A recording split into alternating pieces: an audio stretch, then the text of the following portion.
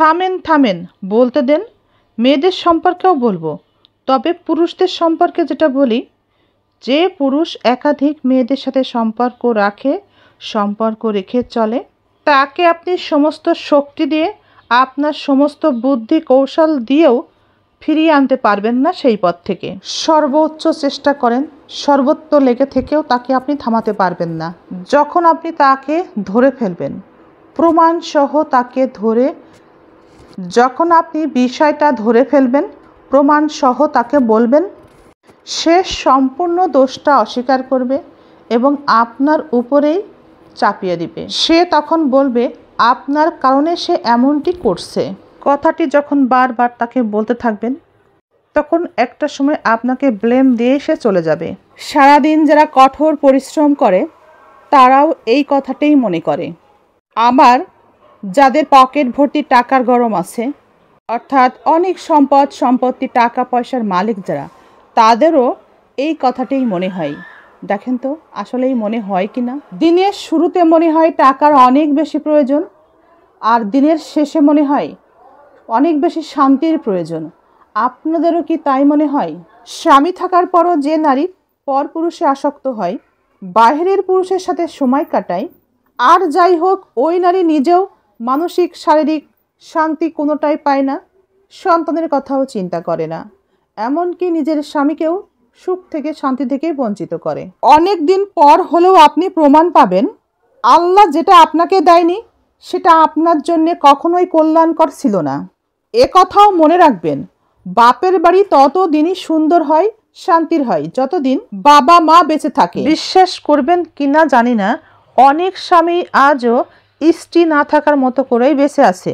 স্বামী স্ত্রীর সম্পর্কের মধ্যে না আছে মানসিক শান্তি, না আছে শারীরিক সুখ। শুধুমাত্র সন্তানের কথা চিন্তা করেই এভাবেই অনেক সম্পর্ক বেঁচে আছে। সন্তানের কথা চিন্তা করেই অনেক সম্পর্ক টিকে আছে। একজন পুরুষ যখন পরকীয়া করে তখন তার স্ত্রী তা মেনে নিতে বাধ্য থাকে, কিন্তু একজন নারী যখন পরকীয়া করে তখন নারীটির পুরুষ সঙ্গী তাকে বাদ দিতে বাধ্য থাকে। যখন দেখবেন আপনার আশেপাশের মানুষগুলো আপনাকে অপছন্দ করছে, আপনার বদনাম বেড়ে গিয়েছে, যখন দেখবেন আপনাকে নিয়ে মিথ্যা গীবদের সংখ্যা বেড়ে গিয়েছে, আপনার পিছনে লাগার মানুষের সংখ্যাও বেড়ে গিয়েছে, সবাই মিলে আপনাকে টেনে ধরে নিচে নামাতে চায়, আপনাকে টেনে ধরে নিচে নামানোর মানুষের সংখ্যাও বেড়ে গিয়েছে, তখন মুখে প্রশান্তির হাসি রেখে শুধুই সবর করবেন, ধৈর্য ধরবেন। যাকে আল্লাহ উঠায় তাকে নিচে নামানোর ক্ষমতা কারণ আপনার স্ত্রী যদি বলে এটা করো না, ওখানে যেও না, এর সাথে চলো না, স্ত্রী যদি কোথায় কি করেন সে বিষয়ে জানতে চাই, এই বিষয়টাকে কখনো শাসন হিসেবে নেবেন না। মনে রাখবেন, যে বাগানে মালি থাকে না সে বাগান কিন্তু অচিরেই ধ্বংস হয়ে যায়। তাই স্ত্রীকে ভুল বুঝবেন না। আপনার স্ত্রী আপনাকে কখনোই খারাপ চায় না। সুখ কি আর চাইলেই পাওয়া যায়? যাকে আমরা চাই সে আমাদেরকে চায় না। যার সাথে আমরা কথা বললে শান্তি পাই, সে আবার অন্য কারোর সাথে কথা বলার মধ্যেই শান্তি পাই। নিজের সুখ খুঁজতে গেলে সন্তানের সুখ হারিয়ে ফেলতে হয়। এই ভেবে ভেবেই আমরা মায়েরা নিজেদের সুখ শান্তি বিসর্জন দিয়ে সন্তানের সুখই আমরা খুঁজে নিই। সন্তানের সুখের মধ্যেই আমরা শান্তি খুঁজতে চাই। আমরা যাকে সবাই বউ পাগল বলি, সেই হচ্ছে আমাদের রবের কাছে উত্তম পুরুষ। কারণ সে অবৈধ সম্পর্কে থাকে না, সে নিজের বউকেই কেবল ভালোবাসে।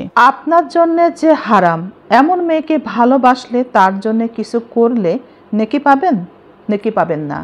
অথচ স্ত্রীকে ভালোবাসলে নেকি পাবেন।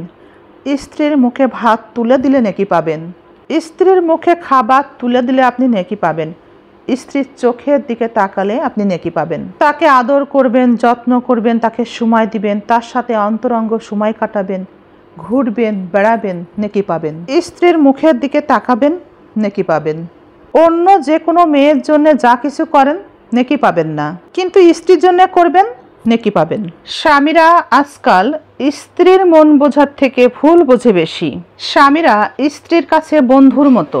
একজন বন্ধুর কাছে সব কথা খুলে বলা না গেলেও স্বামীর সাথে সব বলা যায়, স্বামীর সাথেই সব কথা খুলে বলা যায়।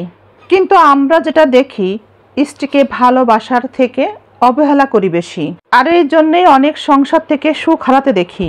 প্রিয় মানুষটাকে খেয়াল রেখো, মানুষটা আজ আর আমার নেই। বিষয়টি মেনে নেওয়াও অনেক বড় কষ্ট। কিছু মানুষ কখনোই বুঝবে না আমরা কত কষ্ট পেয়ে তাকে মুক্ত করে দিই।